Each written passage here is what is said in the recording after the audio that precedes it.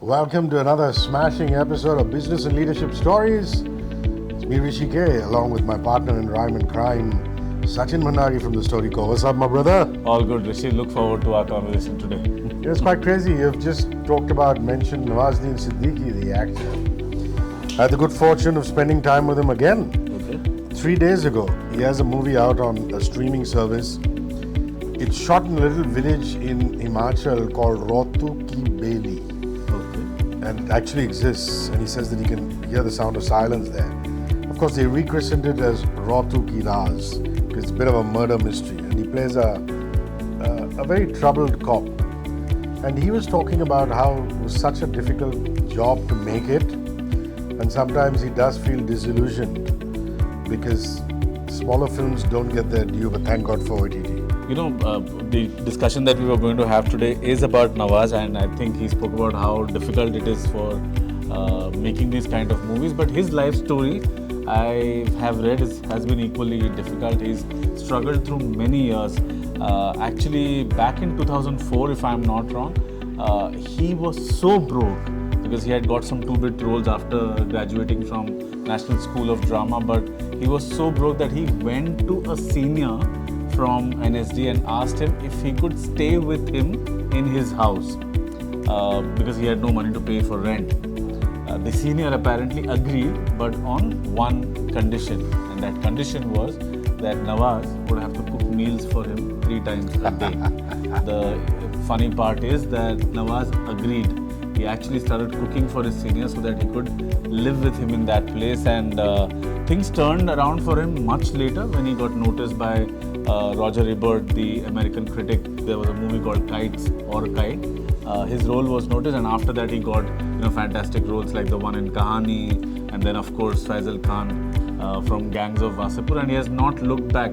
But the guy actually has had a very difficult journey, so hats off to him, and like you, maybe I wish I get the chance to meet him someday. Well, you will, but I have to tell you now, far cry from those struggling days. He now, and I rib him, he's literally built a Taj Mahal for himself. Okay. He's taken over an old bungalow, redone it in a very white marble kind of style. It's a 3-story bungalow with a garden, a lawn in front, and a dairy. So he's doing well, my friend.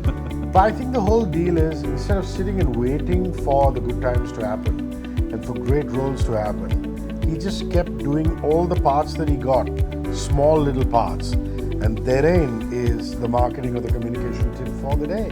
That's right. Now, the marketing or communication tip really, Hrishi, is about follow-up. Now, what happens is that more often than not, whether you are in business, whether you are at work, you want somebody to do something. It could be a customer, it could be a colleague, and more often than not, we just probably follow up once or twice and give up. But there's a research which says that the actual work, or somebody converting or doing what you want them to do, or a customer buying your product, happens between the 8th and the 12th follow-up. Wow. So we give up after 1 or 2. So the lesson here is that you should keep following and not give up. And much like Nawazuddin Siddiqui, right? I think he gave over like hundreds of auditions before he landed the right kind of roles, which pushed him towards stardom, or at least the kind of accolades or the recognition that he has today. He kept going on. But what do we do more often than not? If somebody doesn't respond to us once or twice, we just give up. So don't give up. Follow up, much like Nawazuddin Siddiqui. That's the message for today. Now, you've got to be tenacious about this stuff. You can't just let it float and drift and say, oh, it's okay, I'm not up to it today, and things like that.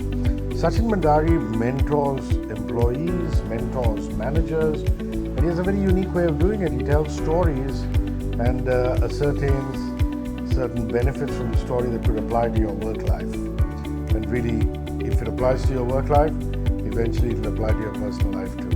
Sachin also does the Win With Stories newsletter. I've been highly influenced by that on LinkedIn. Where can one reach out to you to book a session, my friend? Simple, Hrishi. Look for Sachin Bhandari on LinkedIn.